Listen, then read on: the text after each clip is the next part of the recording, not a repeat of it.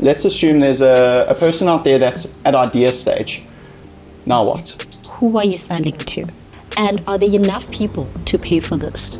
And when I'm thinking about the next 3 months, 6 months, a year from now, will I still have my doors open? Most entrepreneurs believe the first step to starting a business is registering a company with CIPC. But according to Lerato Mathodlana, that's often the biggest mistake people make.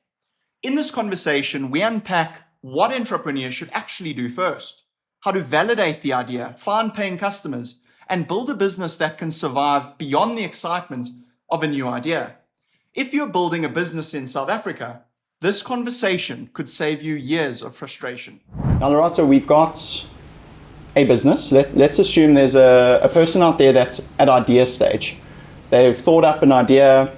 Let's use one of the examples you brought up, because sometimes it's okay to replicate what business is out there. When you want to do that, then you just got to spice it or position it a little bit differently so that it appeals to a different section of the market. You need to do something better than someone else. So let's lean into the cleaning. Someone thinks, okay, cleaning business, there's lots of tenders out there for cleaning, private sector and public sector. Everyone likes clean places. So it's just a no-brainer, easy to start. They've got that idea. Now what? All right, so at idea phase, who is your client? Before anything else, before you go and formalize it, who are you selling to? Residential, commercial, whatever it is, right? Without even looking at tenders, because I think tenders should be at the last end of your page, because those are not completely sustainable. Right? As and when, you might get, might not get, So you need to now think, okay, if I can just get one person to pay for this, I'll be good. Who would pay for this? And are there enough people to pay for this? Right? And when I'm thinking about the next 3 months, 6 months, a year from now, will I still have my doors open? Right? So what we do is that we have this idea generation template that we use for clients who come through with just an idea. And that's where we look at the business, the potential holistically. And it's all basic. You do a SWOT analysis. Okay. What are the strengths, the weakness, opportunities, the threats? And it becomes overwhelming when it gets to the threats, because you are in an overly saturated industry, number one. The competition is high. Yes, it's easy to come in and out. There are no barriers of entry, but you are probably going to be competing. Am I allowed to name other companies, existing companies? I'm not sure. Yeah, all right, the big dogs, you know, you do have those, giants in each industry. Yes, I think I know which one you're talking about. And I'm sure and they are everywhere. Sense. They're coming for everything. Those are people who are sitting there with bid officers who are looking for tenders. That's your job, to just apply for tenders, right? So what makes you think that they're going to make room for you, right? Which means that you must now look for another opportunity for yourself.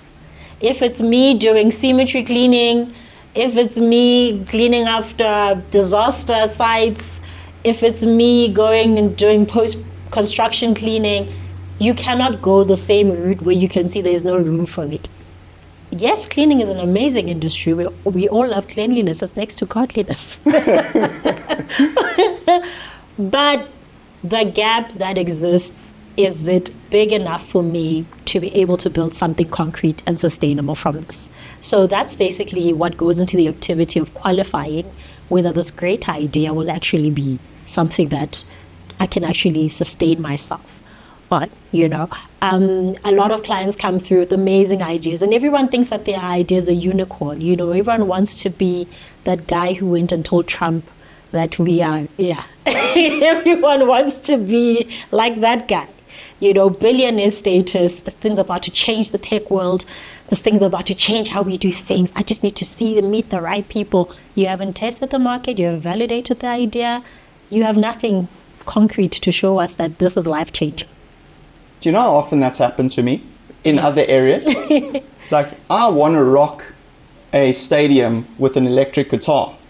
And in my mind, I'm already on that stage, rocking the electrical guitar. And then when I have the first lesson and I figure out how hard it is to move my fingers, you quickly burn out. The same thing is, I picture myself crossing the finish line at a Comrades Marathon, and then I go for the first jog and I can't make it past the first minute without walking. And I'm like, I don't think it's worth it. So I think that's similar to what you're saying. Yeah. They're seeing the end in mind. They're seeing massive buildings, huge government contracts that they're winning, Yeah. but they need to take step number one. And step number one is probably winning that first piece of work. So let's assume they've tested the market, there is a market fit, they're able to find a client. What do they do next? Do they spend lots of money and invest in lots of cleaning supplies and bring lots of people in as employees and sign long-term contracts? How do they execute on job one? Yeah. So when cash flow is limited and you already have that first contract, right? And you're like, yes, I got the contract. I mean, I had to say some things that were probably not honest to, I had to overpromise. I had to actually convince these people to give me a shot. But I'm finding that, hey, execution-wise, it's lacking. Now I'm going to be calling my cousins to be like, guys, I'm going to put you guys in uniform. Let's make it happen. We're going to go clean this building. Right? That's the type of winging that I would approve of, because you already have taken steps to actually formalize the company, which means by the time you get a contract, you probably have registered, you've done all the administration, right? That was like, and once you have that first client, you formalize what we call your structure. Someone asked me in the DMs, what is structure? Structure is your systems and your processes and how exactly you are going to make a difference to make sure that this client becomes the next client, becomes the next client. So once you have received that first contract, of course, you don't have the money, the cash flow. How are we going to make the money? You have the right to ask for a deposit. Your terms must make sense. To be like, okay, I need to ask for 50% of this so that I can use that money to go in, right? That's how you keep the money flowing. Not that, no, you'll pay me next week. That's why I say to you that tenders are frustrating MSMEs because they are so cash flow heavy.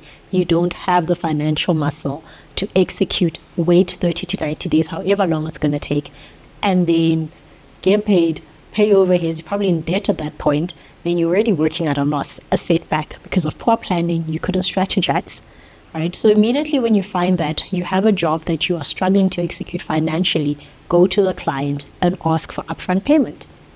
Put that in your invoice. Put that in your quotation. That's the structure that we talk about. Makes a lot of sense. You mentioned if they've got the first contract, they would already be formalized or registered. Do they necessarily have to be registered? When should a business start thinking about formalizing? Yeah. Because I know there are a couple of structures that they could look into. You've got your sole trader partnership. There used to be something called a closed corporation, which I don't think exists anymore. And then you've got the private company. When does a business need to start thinking through that? Yeah, I'd say as soon as you see that, as soon as you've done that research in the back end that speaks to the idea being concrete enough for it to have repeat clients, contracts, and a decent turnover, where you can see that this is not going to be wasting my time or frustrating me, even though there are some businesses or entrepreneurs who get nervous during quiet seasons. We actually have to touch on what to do when it's quiet. I'm hoping we can, yeah. But when you are in a position to fulfill a contract or to service a customer, that's when you have to formalize. That's when you have to go to the CIPC and say, I would say go to the CIPC and register PTY, because those are preferred when it comes to funding. Partnerships, yes, but the clauses, the structure, the terms could turn off and put off certain funders, and sole proprietors, absolutely not. They're too small, too limited to fund. So PTYs are always first preference when it comes to funding. So I'd say that as soon as you see that there's something that can come out of this, register the business. Register it. Makes sense. There is, so if we go through those options, sole trader, it's probably the easiest to get going with because you don't really need to do anything, right? Lerato opens a company cleaning business and it's Lerato's cleaning business and that's it. That's on all your invoices. I think the risk there is that there's no separation between you and the business. So if something goes wrong, it's your personal assets and things that may be at risk. So that's sole proprietorship. Partnerships, I watch a YouTube or a podcast series by Dave Ramsey. And he doesn't have a lot of good things to say about partnerships. In all the years I've done business coaching, I find almost zero. I mean, it's not quite, but it's almost zero businesses 1 decade later are still partners. The exception is by far, the notable exception is medical partnerships and law firms. But short of that, the typical two guys that go start into doing something. And what normally happens is one of you works harder than the other, one of you has better ideas than the other, one of you makes more sales than the other, one of you is more personable or more talented than the other. And it can be switching places, like one of you is more talented and the other one works harder. And so you end up, there's this resentment thing that builds up and you don't feel like the other guy's carrying his weight, and it runs into all kinds of crap. So then it leaves private companies. Now private companies start bringing up the red tape because you have to access a website, go to CIPC, all the rest. Take us through that process. What does that look like? And once you're registered, maybe that'll be the second part of the question. Once you're registered, what do you need to do? Because I'm sure there's responsibilities on you now that you're registered. Yeah. So step one is, how do you go about registering? And step number 2 is, what does it mean when you're registered, and what do you have to do to maintain that registration? Yeah. So CIPC is responsible for the legal establishment and the maintenance of your PTY, of your business. And that's all they do. So you would go onto the platform and you would, reserve your company name. If it's available, they'll send you an approval and you then register your business, and within 2 to 3 days, you have a business. And automatically, you get registered with SARS. Because of these tech integrations, it's an automatic registration. So you will receive also an SMS saying, here's your tax reference number for your entity. Because in the past, it was, oh no, I'm just registered with CIPC, and SARS has nothing to do with it. But now they're clever enough to be like, we're going to catch you, whether you like it or not, right? So once you have that, you are formalized. You have a business, right? So you will take your company registration documents and you will now take your ID and go to the bank, whichever bank you prefer. Now, when it comes to bank accounts, please don't go and get a banker. Don't do that. Get those pay-as-you-use bank accounts where you get those free withdrawals, those free deposits, where it's the cheaper the better. Okay, entrepreneurs, please. The cheaper the better, right? Once you have a bank account, so now you have 3 things. You have tax, you have a bank account. Within a week, you can absolutely put together a formal business. So it's not as daunting as people think it is. And that's why I also think you open some people's CIPC profiles with like 13 companies there. It's that easy. They will never say no. Whatever happens, they will always allow you to register a business. So once we've registered, you're good to go. You can now trade.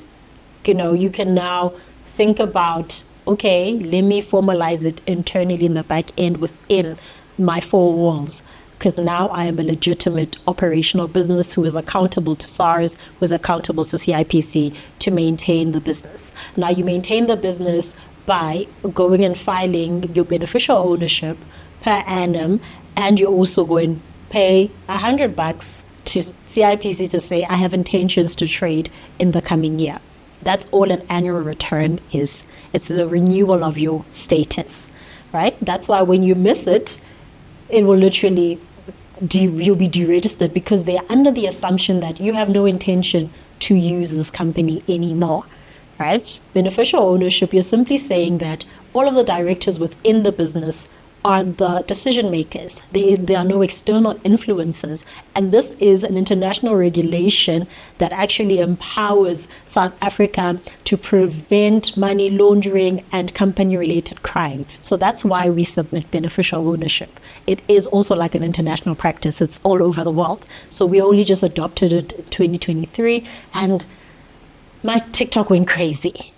The CIPC is putting companies that have not filed beneficial ownership on blast. This information will now be available on their website under publications, where you'll be able to view and see which companies have filed for beneficial ownership and which ones haven't. Now, they have furthermore stressed the repercussions of non-compliance, which means that you can lose your company, you can lose access to CIPC, or you can be fined. Please, guys, make sure that if you have not filed beneficial ownership, make it a point that we get in contact, or alternatively, do it yourself. So those are all per annum compliance expectations, as well as BOE, which is also free on the CIPC website, on the portal. So as soon as you just have to maintain CIPC and tax in order for you to operate a legitimate PTY in this country. Amazing. So much information there. And while you were speaking, there were so many questions that came to mind. And I want to maybe unpack them one by one. So you said the first step is you go onto the website and there is a selection of a name. If I remember correctly, you choose 3 names and they come back and they say this one is available. Yeah. Does it matter what you name your company? But before we hear the answer to that, let me share something important. One of the biggest challenges entrepreneurs face isn't just access to funding. It's understanding the type of funding they actually need. Most people search broadly: business funding, small business loan, funding for my company.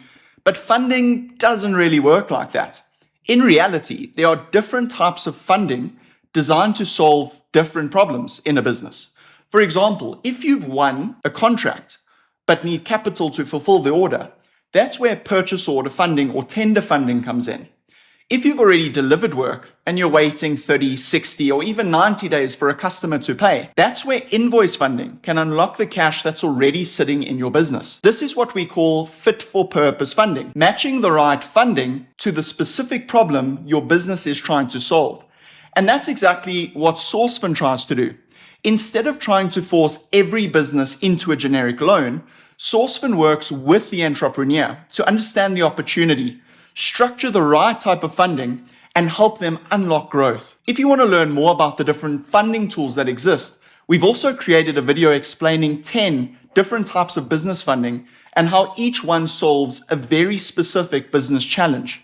I'll link that below. So instead of searching broadly for funding, start by understanding the problem you're trying to solve and then look for the funding designed to solve it.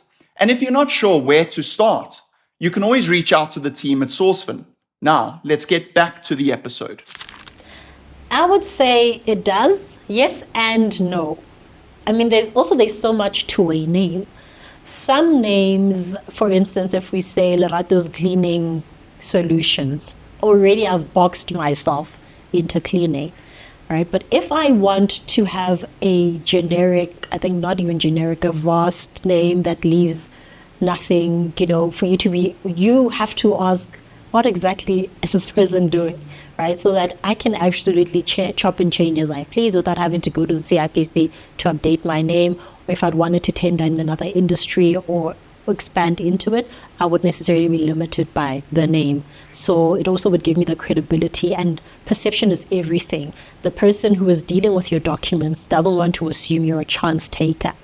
Next thing you're planning to organize a concert, you're bidding for production, for instance, but you have a Lerato cleaning solution. Like, would you appoint someone? Probably.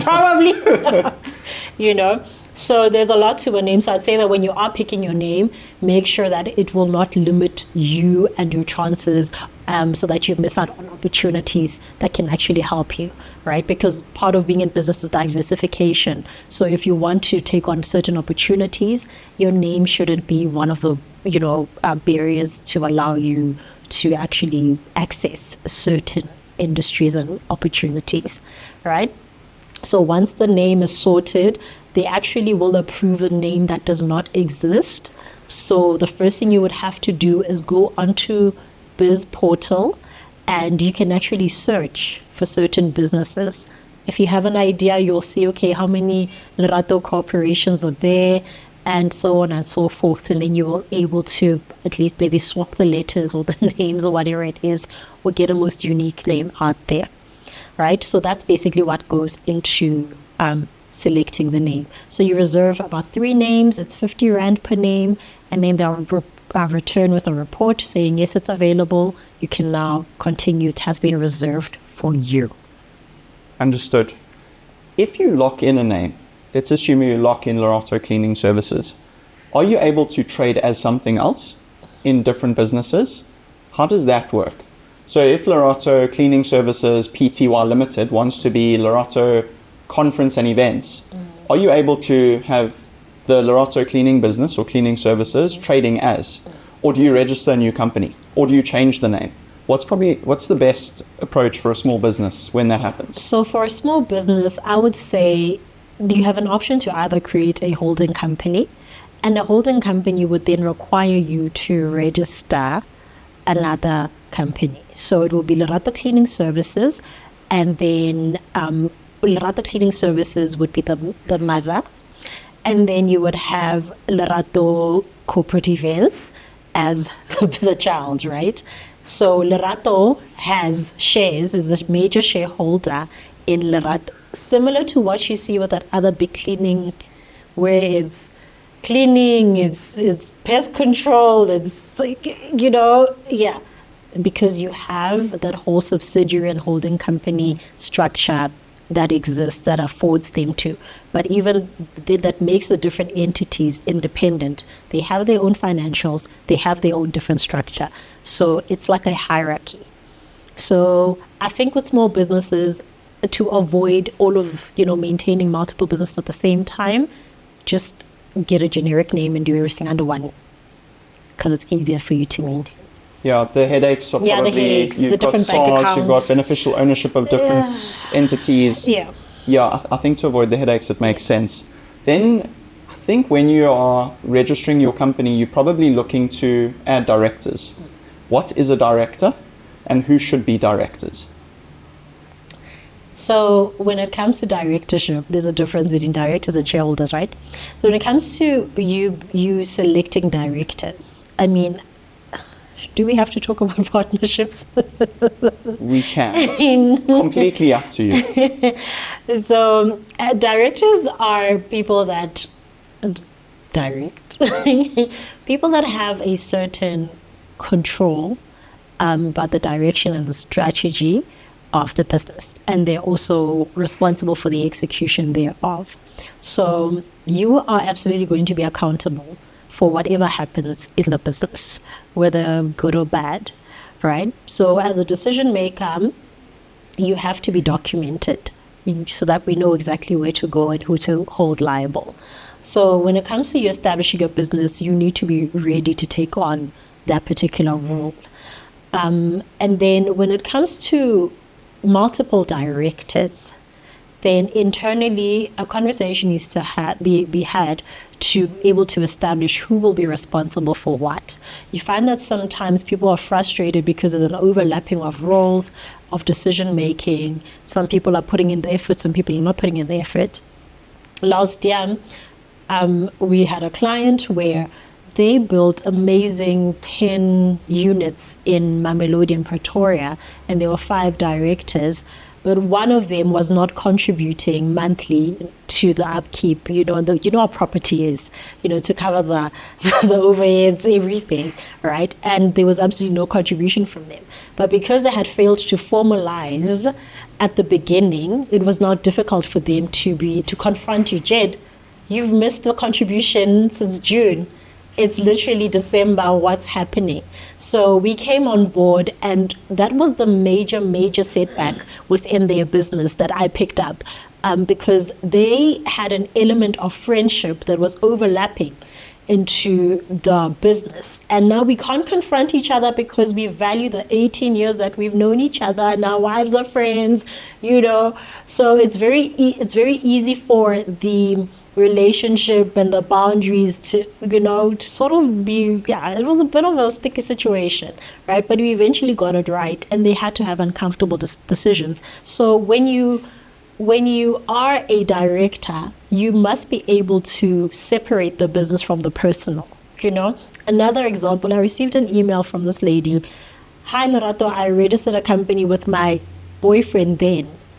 And after the breakup, he had said that we are going to still continue moving the business forward. But as time is going on, I can see that he's pulling me back. He's cutting me out as, my number is no longer on the email signature. He changed the address, so he was doing a lot of unethical things behind my back, even though, and another thing is that I'm not on the CIPC documents, but I'm the one that invested everything, all of my money into. So we don't know how to establish businesses in order to protect ourselves because of the relationship that overlaps. That's why I think I agree with David Ramsey. Yes, that partnerships are very finicky to deal with. And when you qualify a director, it has to be on the basis of their skills. What is it that they can bring into the business to move the business forward, not by virtue of us being friends. And we like this thing that when we're out with our friends, hey, you're in HR, let's start this, I can do this. No, that's not how you start a business, right? And we often say, but the other bank was established at a bar in Stellenbosch. Yes, but they still knew what was expected of them. That's why they are where they are today.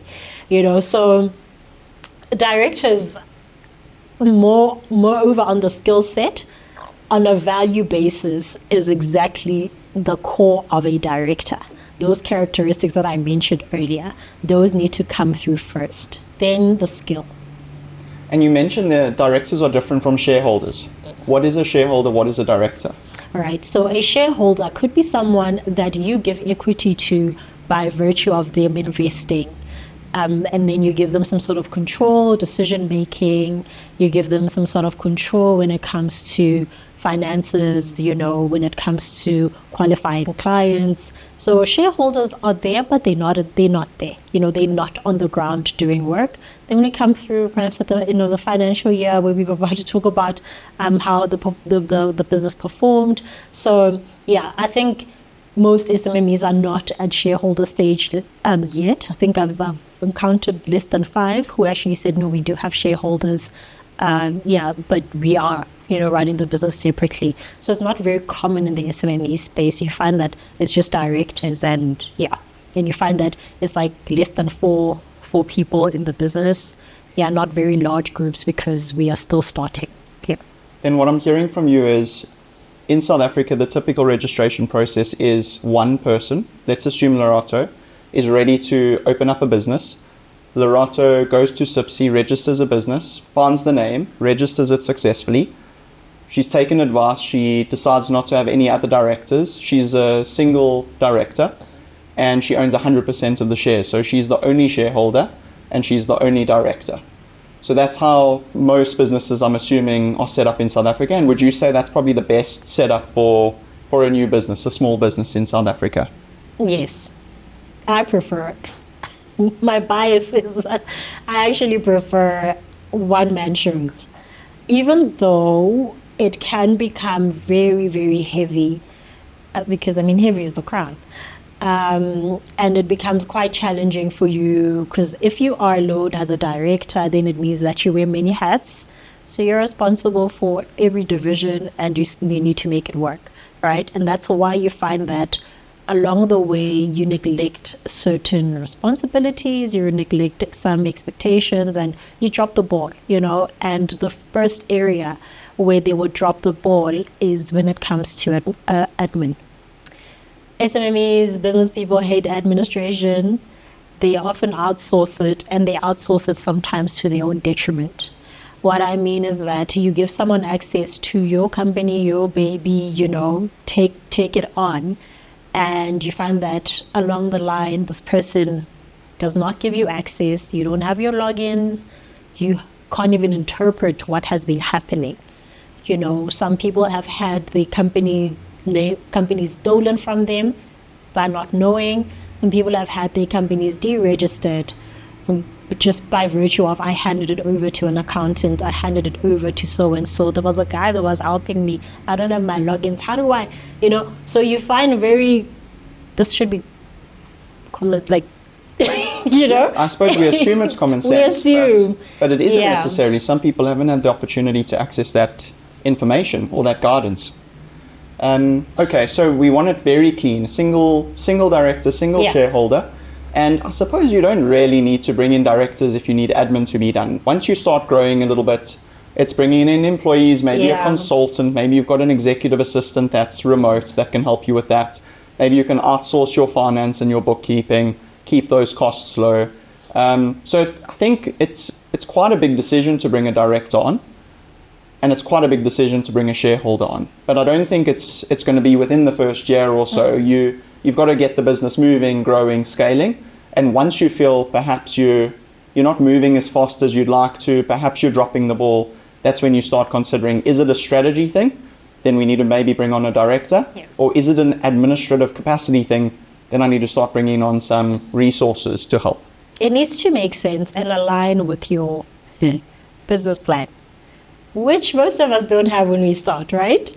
And when you want to now involve other people into your business, as much as you're going to reach a consensus, with yourself, and they've actually communicated and presented themselves as the best people to take the business forward, at the end of the day, it needs to make sense for the direction of the business. You cannot come in as a shareholder and director and want to steer the ship in a different way than what I had envisioned, because eventually I'm going to tap out, lose interest, and then it's just going to implode.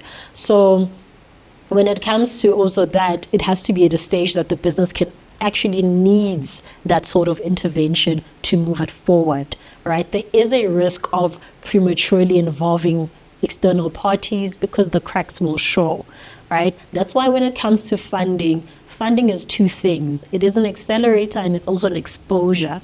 It will expose you to the core. It will show you that, yes, you have the money, but you don't know what to do with it. Yes, you have the opportunity to walk into a room, speak to the president, tell them about how you have this unicorn of a business, but you have this product that will remove dust for 3 months. You will never have to dust ever again. Endorse it. And once you have that endorsement, you now have to think, okay, what does my distribution look like? What does my branding look like? What does my marketing look like? Do I have enough capacity? Do I have the legislation, the regulations, the certifications required for this thing? Do I have? You're stuck. That's why I often laugh when people are like, if I can just get that toilet paper tender, I'm going to be good. Okay, and what? If I can just get my product on the shelves, okay. And then if this retail chain store says, okay, distribute to all our shops in Gauteng, what's going to happen when it's just you and the business?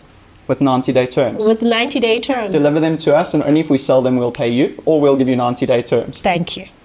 Yeah, it is. It's important to think through these things. Yeah. It's not as simple as thinking about the end. When that big paycheck lands in the bank account, there's a lot of steps that need to happen before you get there. You made another comment around CIPC loves handing out companies, right? They're not going to say no. That was the word you said. Maybe they sometimes. Okay, maybe they will say no, because sometimes you find that they will, if you are completely non-compliant, they will actually flag you as a delinquent. Makes sense. Yeah. Delinquent director. Director, you're just like, oh yeah. Yeah. If you've, I don't know if liquidation comes into it or bankruptcy or. Yeah, criminal activities, when you're just a shady individual. Yeah, makes sense. So, but for the most part, they'll say yes. Yeah. Now, what is the risk of having lots of companies linked to you?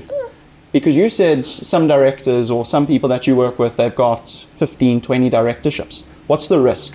SARS is your risk. Look, elephant in the room for every entrepreneur is especially SMEs is tax.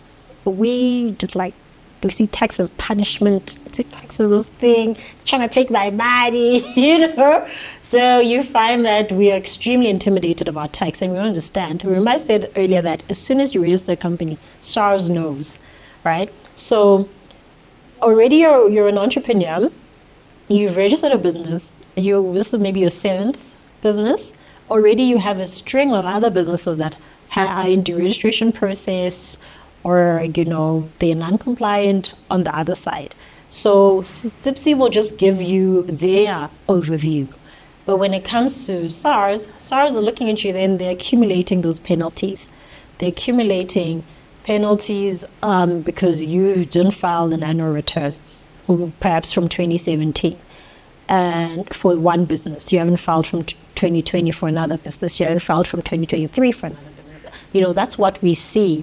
And then you get slapped with a fine, and you're like, what? And the moment that you receive those penalties, they're now going to accumulate interest. So times 7. It's expensive. Your business is failing. You're not even making enough money. You're just going to be in debt. So those are the risks. And I think capacity, we have to be honest with ourselves. You cannot, people just love the allure of starting something new, and then it dies down like, in a relationship, like honeymoon phase, and then you're just like, yeah, actually. When you got to put it in the water. When you don't have to be like apologizing and solving and unpacking traumas. It's a lot, right? That's when, the smoke disappears, and, you remove, the glasses, and you're like, you see exactly what it is. And that realization is daunting, and you just drop it like, no, like a pair of old shoes. No, I'm going to get myself a new pair of shoes, because people just love shinier things instead of sticking it through. And that is a reflection on the person. The business didn't do anything. All it did was just exist, right? And it's up to you to take it to where it needs to go. So it says to a coach that you absolutely had no direction to begin with. And certain things happened, like yesterday I actually reinstated a company that owed 3.8 thousand rand in penalties. He hasn't filed an annual return since 2010, and he wants the business back. And I did it for him, but in the back of my mind, I was like, what's going to be different now than from what it was in 2010? So yeah, you get exposed to a lot of people in different mindsets and parts of their journeys, and you have to give some people grace. But sometimes you must have the honest conversation to say, are you really an entrepreneur? There's a quote in the movie about Michael Jordan and his relationship with Nike, or Nike. And there's an amazing quote at the end where someone says, shoes are just shoes until someone exceptional steps into them and does amazing things in them. A shoe is just a shoe until somebody steps into it. Then it has meaning. And what you've said now is a business is just a business until someone exceptional steps into that business and takes an opportunity, to the next level. So there's a lot of work that needs to go into it. It's not just the framework, the structure, the formalization. It really is about, can we take the purpose and the vision and execute it and bring it into reality? Nice one. You made it all the way to the end of the video. And now the focus shifts to you. You're early. This channel has less than 500 subscribers, and we're only just getting started. The Great Enabler podcast was built to share real wisdom from people who've actually built businesses so that more entrepreneurs like you can grow something meaningful. If that resonates with you, subscribe and join us. Let's build this platform together. Be one of the early adopters and join the first 1,000 club.